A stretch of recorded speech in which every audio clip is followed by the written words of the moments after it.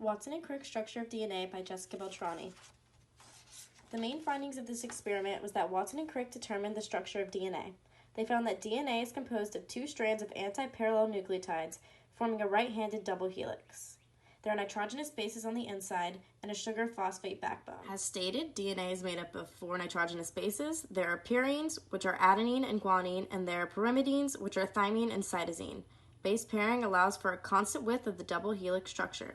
Each nucleotide pairs with another specific nucleotide. Adenine pairs with thymine, and guanine pairs with cytosine. They are held together by hydrogen bonds. Nitrogenous bases hold the genetic material and act as information carriers of the DNA. Adenine and thymine use 2 hydrogen bonds, and guanine and cytosine use 3 hydrogen bonds, giving it a stronger pairing. Hydrogen bonds are weak interactions, but they are not the main force in joining 2 strands of DNA.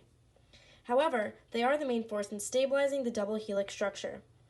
They make it so adenine has to pair with thymine and guanine has to pair with cytosine.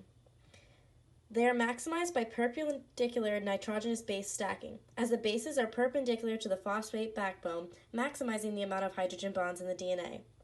Hydrogen bonds are needed for certain DNA functions, as the weak hydrogen bond is easy to break. The phosphate backbone is composed of a phosphate group and a deoxyribose sugar. The phosphate group has a negative charge, which gives DNA a slightly negative charge, making it acidic. They are held together by phosphodiester bonds. Phosphodiester bonds are strong covalent bonds that join the 5' phosphate group of one nucleotide to the 3' hydroxyl group of the next nucleotide. Deoxyribose sugar is a 5-carbon sugar found in the backbone of DNA.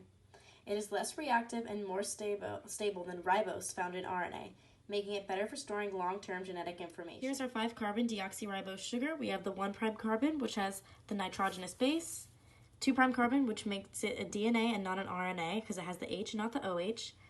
Our 5' carbon has the phosphate group, and the 3' also bonds to another phosphate group. BDNA is the secondary or 3D structure described by Watson and Crick. They found that DNA is composed of 10 base pairs per 360-degree helix rotation. They found that it was a clockwise rotation, making it right-handed. They found this BDNA structure is the most stable configuration and predominant structure in the cell, as it exists when water is most abundant. This would be a major groove of DNA, and this would be a minor groove. Regarding handedness, they knew that it was a clockwise rotation, so it goes up right-handed. Regarding handedness, these are some pictures of left-handed DNA that I found in the media. They all go at a counterclockwise rotation, and they go up and towards the left, like so, like so.